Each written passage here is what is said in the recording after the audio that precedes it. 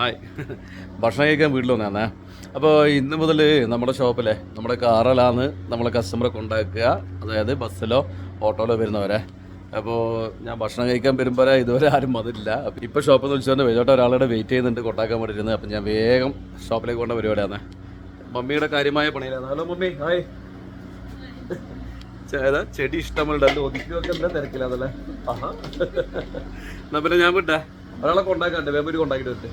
നമ്മൾ ഉണ്ണി ലീവാണ്, അതുകൊണ്ട് ഞാൻ തന്നെ പോകേണ്ട അവസ്ഥയാവുള്ളേ. അപ്പം വേഗം പോയിട്ട് വരട്ടെ. ഓക്കെ, നമ്മളെ ഷോപ്പിൽ വന്നിട്ട് നമ്മൾ പറഞ്ഞില്ലേ നമ്മളെ വണ്ടിയിലാന്ന് നമ്മൾ കൊണ്ടാക്കുക എന്ന് പറഞ്ഞല്ല ഫസ്റ്റ് ആള്.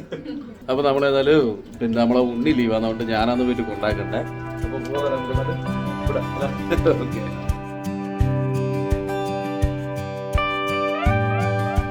ഓക്കെ വിടത്തില്ലല്ലേ? എന്നാ പിന്നെ ശരി. എന്നാല് മോള് ഉറങ്ങിപ്പോയിന്നോ അല്ലേ? വലിയ ദൂരമൊന്നുമില്ല, അടുത്താന്ന് കേട്ടാ.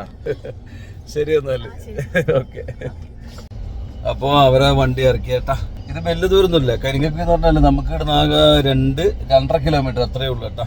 കരിങ്കൊക്കെ എത്തിയിട്ട് അവിടുന്ന് ഒരുവനാട് ബസ് സ്റ്റോപ്പിൽ നിർത്തിയെന്ന് പറഞ്ഞേ. നമുക്ക് അവിടുന്ന് താഴേക്ക് വെച്ചിട്ട് വലിയ കുന്നാണ്, നല്ല വലുപ്പമുണ്ട്. അപ്പോൾ അത് നടക്കണ്ടേ, അവരുടെ കാലിന് ചെറിയൊരു ബുദ്ധിമുട്ടൊക്കെ ഉണ്ട്. ഞാൻ പറഞ്ഞു വേണ്ട കൊണ്ടാക്കാന്ന് പറഞ്ഞിട്ട് താഴെ നോക്കുമ്പോൾ പോകുമ്പോൾ കുറേ ദൂരം 1/2 കിലോമീറ്ററോളം ദൂരം താഴോട്ടൊക്കെ പോകണം തോന്നും.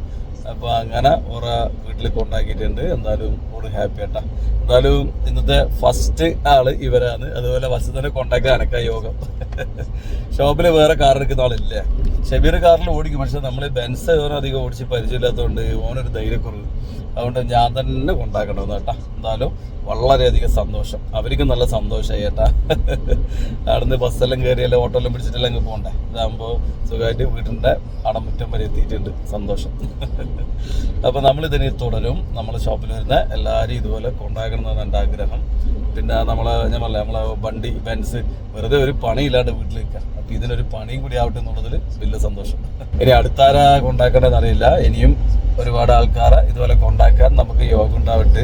ഒരു ഉപകാരം ചെയ്യുമ്പോൾ ഒരു സുഖം ഞാൻ എല്ലാ വീഡിയോയിലും പറയലുണ്ട്, എല്ലാ പോസ്റ്റിലും ഞാൻ പറയലുണ്ട്. ഉപകാരം ചെയ്യുമ്പോൾ ഒരു സുഖം അത് അനുഭവിച്ച് തന്നെ അറിയണം, അത് ശീലിക്കണം. അത് ശീലിച്ച് അത് അനുഭവിക്കുമ്പോൾ അതിന് വേറെ തന്നെ സുഖമാണ്. എന്തായാലും മറ്റുള്ളവരുടെ സന്തോഷം കാണുമ്പോൾ ഒരു സുഖമില്ലേ, അതെന്തായാലും നല്ലൊരു ഫീലിംഗ് ആണ്.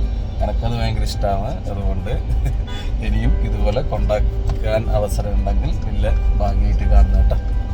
അപ്പോൾ നമ്മൾ ഷോപ്പിലെത്തിയേട്ടാ.